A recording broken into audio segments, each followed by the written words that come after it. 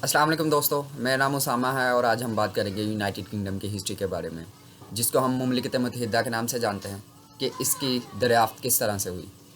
United Kingdom की दरियाफ्त से पहले ये समझा जाता था कि शायद ये एक अफसानवी जगह है जिसका सिर्फ कहानियों में ज़िक्र है, लेकिन ये सब बदल गया जब 55 बीसी में जूलियस सीज़र ने पहली दफ़ा यूनाइटेड किंगडम की ज़मीन पर अपना कदम रखा। उससे तकरीबन एक साल बाद 43 एडी में रोमन एम्पायर के महाराजा, जिनको क्लॉडियस कहा जाता है, क्लॉडियस के नाम से जाना जाता है, उन्होंने पहली दफ़ा अपना कदम यूनाइटेड किंगडम की ज़मीन पर रखा, मुमलिकत मुत्तहिदा की ज़मीन पर रखा, जिसका मकसद ये था कि मुमलिकत मुत्तहिदा पे जो उनकी एक अजीम मोनूमेंट है, जो एक एंशंट मोनूमेंट है जिसको स्टोनहेंज के नाम से जाना जाता है, उस पर कब्ज़ा करना चाहा। जिसके पीछे मकसद ये था कि स्टोनहेंज को वो समझते थे कि शायद ये हमारे आबाओ अजदाद की एक दरियाफ्त है, उन्होंने इसे बनाया है और ये हमारे मज़हब से एक गहरी वाबस्तगी रखता है। इस मकसद के लिए उन्होंने यूनाइटेड किंगडम पे हमला किया, लेकिन ये दरियाफ्त जो रोमन्स ने की थी, ये किसी तरह जंग की सूरत में बदल गई। और इस सब को जानने के लिए इसके पीछे क्या वजह थी, हमें जाना पड़ेगा यूनाइटेड किंगडम की हिस्ट्री पे, prehistory of United Kingdom. दोस्तों, prehistory of United Kingdom को 3 स्टेजेस में तकसीम किया जाता है, जिसकी अर्ली स्टेज है पैलियोलिथिक एरा, और उसके बाद उसकी सेकंड स्टेज आती है mesolithic era, and the third stage is neolithic era.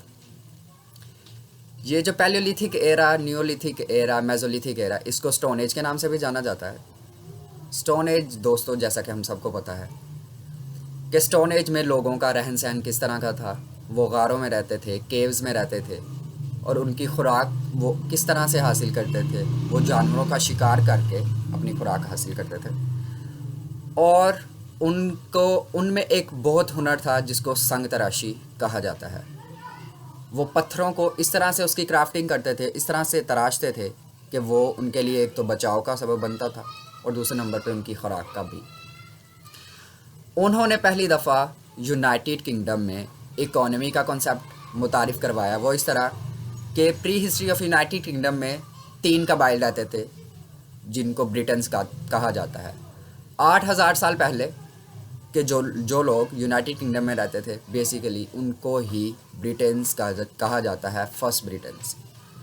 वो 3 कबाइल जो वहाँ पे रह रहे थे, वो संग तराशी बहुत अच्छी तरह जानते थे, और एक कबाइल जब कोई एक संग तराशी करता था, और उसकी उस टाइम की सबसे बड़ी एक चीज़ जो कि बहुत मशहूर थी, एक आला जिसको हैंड एक्स कहते हैं, मतलब कि हाथ की बनी हुई कुल्हाड़ी, वो एक बहुत ही अजीम क्राफ्टिंग का नमूना थी।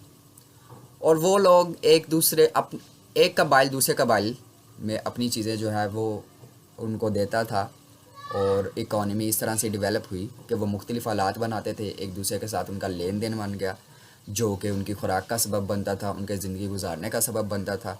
और ये सारी चीज़ें इस तरह से उन्होंने मुतारिफ़ करवाई।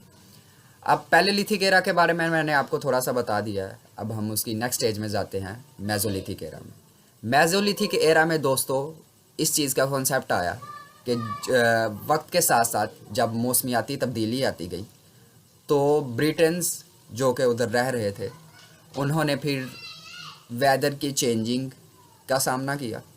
ठीक है, मौसमियाती तब्दीली आई, और उसमें फिर उन्होंने विंटर, समर, ये 2 सीज़न जो है उनको सामना करना पड़ा। उसके मुताबिक उनको अपने रहन सहन का अंदाज़ चेंज करना पड़ा।